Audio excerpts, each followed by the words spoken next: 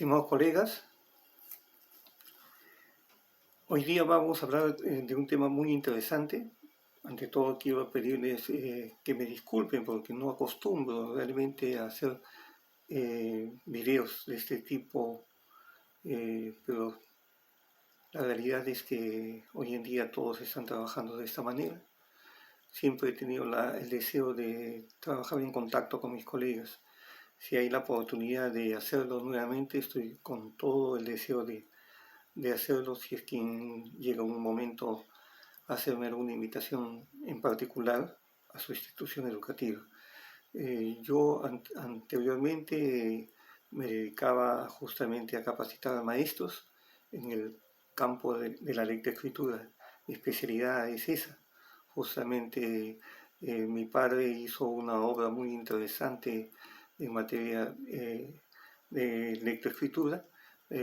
Creó un sistema de enseñanza para el aprendizaje de nuestro idioma, utilizando el movimiento dirigido y el canto.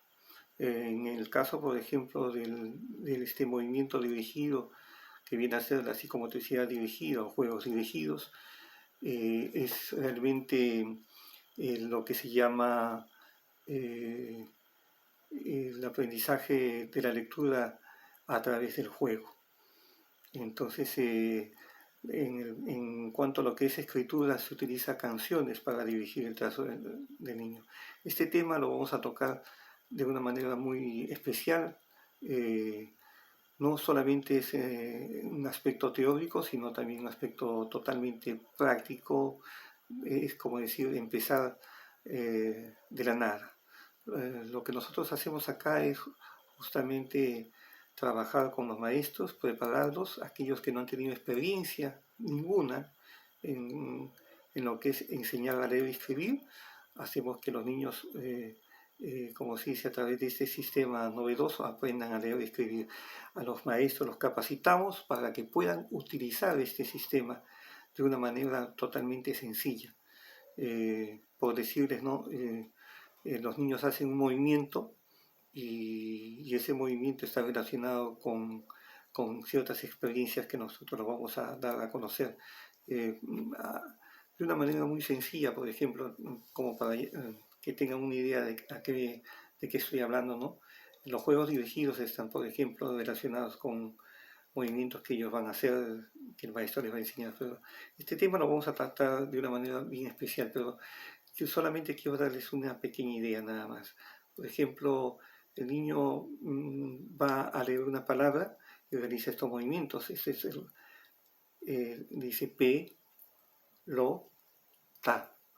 Y el niño lee la palabra pelota, reconoce las señales a través de sus experiencias que ha tenido previas y luego las va a leer con suma facilidad. ¿Por qué con suma facilidad? Porque no solamente utiliza la memoria visual y la memoria auditiva, que es casi todos los métodos que se promueven en las redes, es básicamente eso. El niño la asimila con suma facilidad porque justamente utiliza la memoria de las experiencias, la memoria de las vivencias, podemos decir así.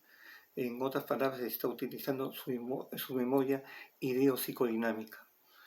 Entonces, este sistema que nosotros, con el cual enseñamos a los maestros, es muy interesante, muy novedoso. El aspecto teórico también lo he trabajado de una manera muy específica a través de un texto que he registrado ante Indecopy.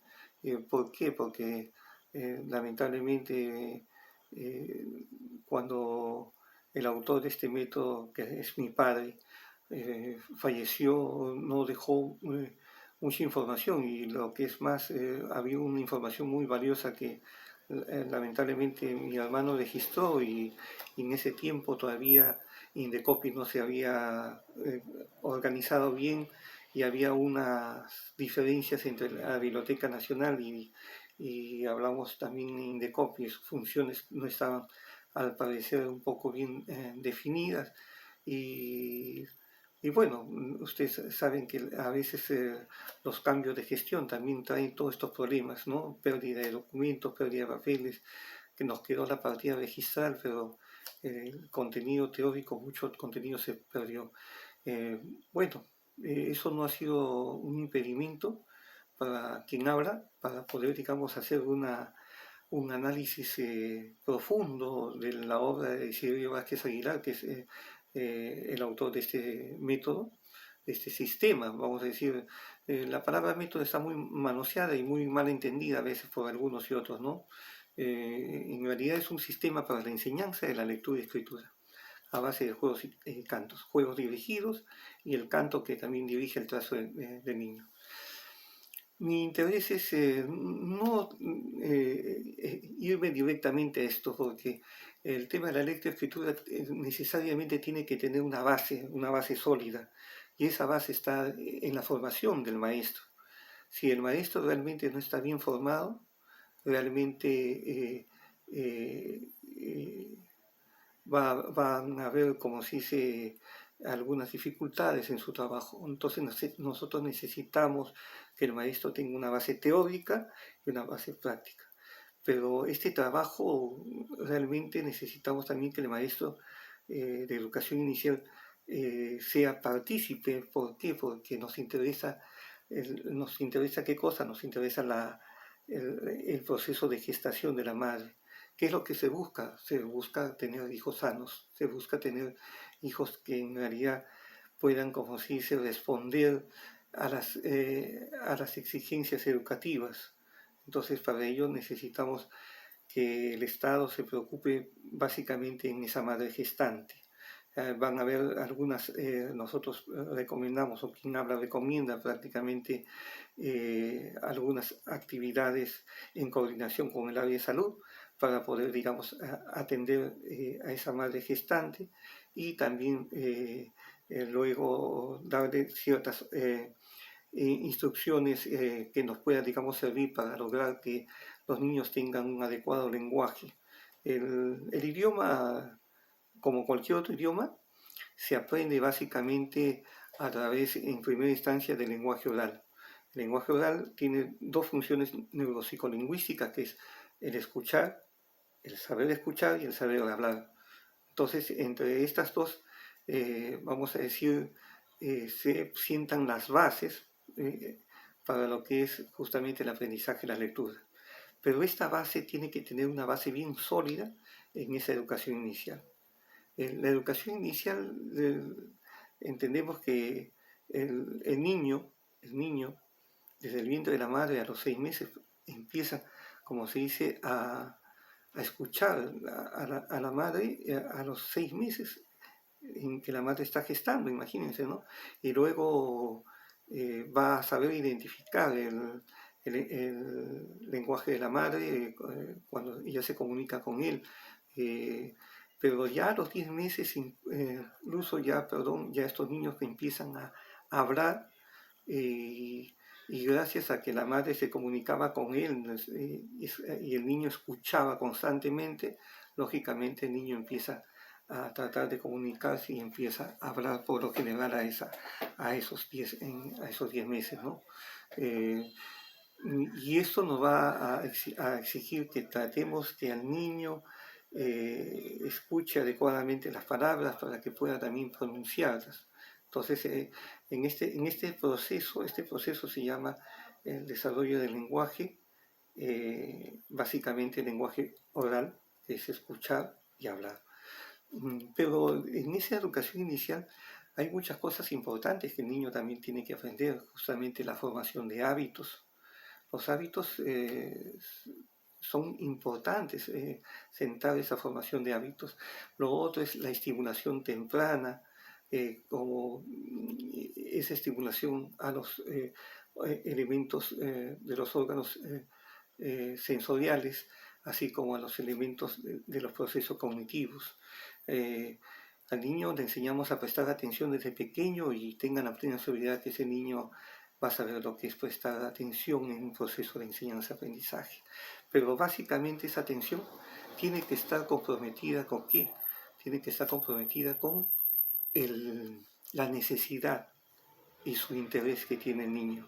¿Esa necesidad cuál es? La necesidad de movimiento. El niño necesita moverse. Si el niño no está estático, realmente estamos hablando de una educación tradicional. El niño es activo, actividad, es dinamismo, es interacción también. Y justamente la interacción es sumamente importante en la educación inicial. Eh, Necesitamos que los niños realmente interactúen con su maestra y que ese amor, así como el amor de la madre, también la maestra lo pueda transmitir a sus niños. Entonces, todos estos son elementos importantes.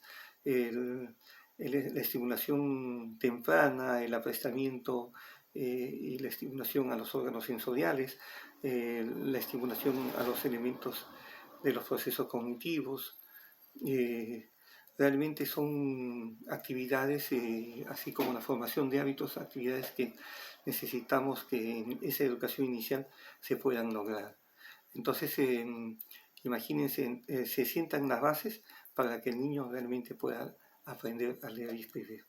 Entonces, en otra actividad, en otro video voy a hablar justamente cómo podemos realmente lograr que nuestros niños se inicien en este proceso y hablar de ciertas prácticas básicas.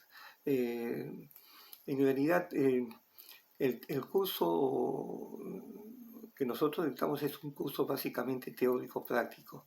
Hoy en día la teoría juega un papel también importante, necesariamente, ¿por qué? Porque tienen que aclarar muchas cosas que hoy en día se dicen y a veces realmente no responden.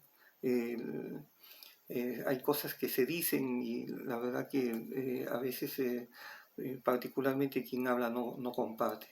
Entonces, ¿por qué? Porque justamente no se ajusta a la realidad. A la realidad. Acá tiene que haber una cosa totalmente, digamos, que se demuestra. La teoría como si se está enganchada a la práctica y la práctica a la teoría.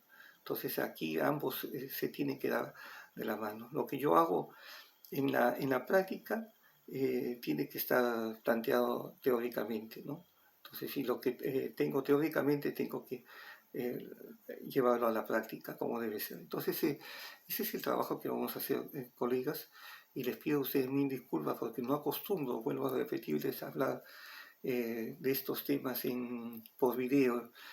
Por mí prácticamente me pueden localizar a mi WhatsApp y de repente hacemos un evento presencial, ¿no?